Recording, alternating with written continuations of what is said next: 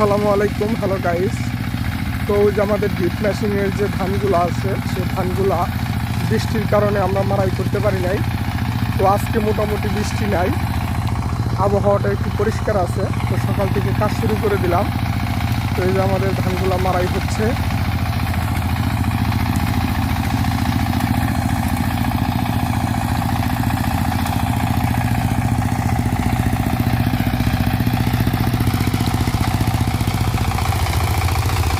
তো আলহামদুলিল্লাহ পর্যাপ্ত পরিমাণে ধান হয়েছে।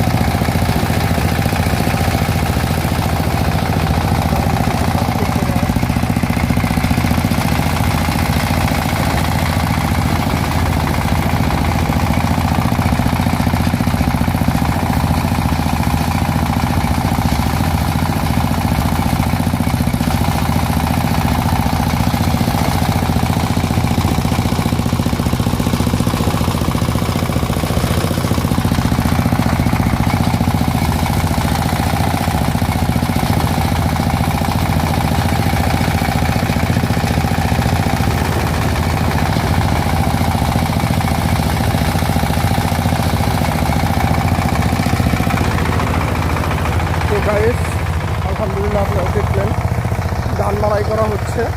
আর এই যে ছোটো ছোটো খ্যারেটি বা বৃষ্টির কারণে অনেকটা ক্ষতি হয়ে গেছে, করার সবাই কাজে ব্যস্ত।